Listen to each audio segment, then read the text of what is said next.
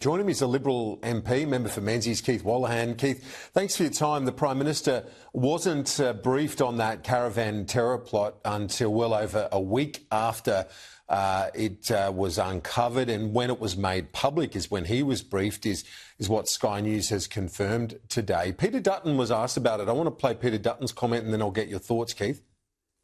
I'm not aware of a precedent where the Prime Minister has not been advised of a nationally significant issue like this. Either they're worried about it being leaked, or I just can't imagine what other concern they would have, because for the Prime Minister not to know about a terrorist attack that was in the planning, this is of national significance, and I think it's a complete abrogation of his responsibility.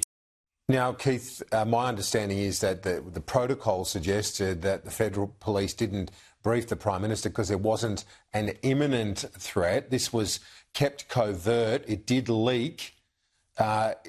Should the agencies just be allowed to do what they do in terms of investigating these matters? I think Peter Dutton's views on these are more than just the opposition leader leading up to an election. It's from someone who has significant experience in this very area. He's been in the parliament since 2001, a frontbencher since 2004, and has held the very portfolios. So when he says he can't remember a scenario like this, he's speaking from experience.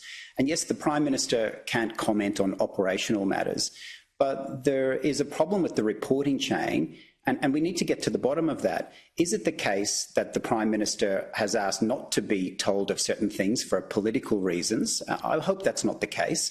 Or is it the case there's an issue with the Australian Federal Police being concerned about leaks coming from the Prime Minister's office? Well, whatever it is, let's just get to the bottom of it. We want the Prime Minister to be told when a serious incident happens.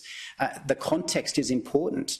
His leadership is important. And I think that's missing at the moment. When you look at this issue, there's been an appalling rise in anti-Semitism, anti-Semitic attacks, the vandalism.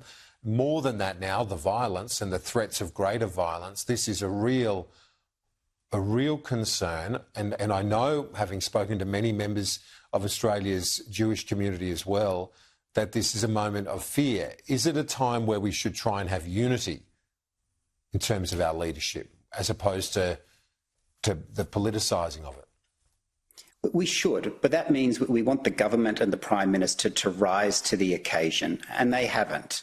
They've fallen to base politics and then accused the coalition of engaging in politics. I'll give an experience from the communications I receive in my office.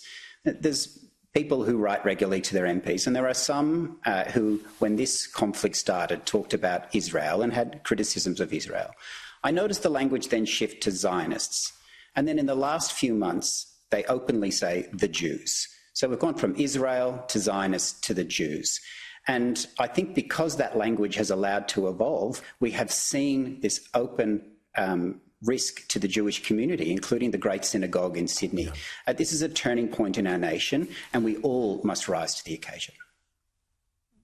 On the economy, the inflation numbers come in, most economists now suggesting that a rate cut is possible in a couple of weeks from now. It'd be well received by many mortgage holders in your electorate.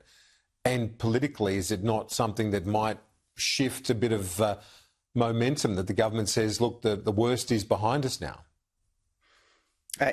People may be cynical, but I could care less about the politics of this. I want for my constituents to pay less on their mortgage and to pay less for their groceries and bills.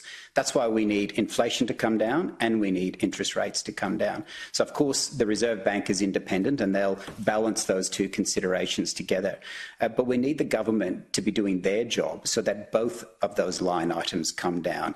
This isn't about Canberra. It's not about whose fortunes are favoured by it. The only fortunes that matter are families around Australia who are living paycheck to paycheck.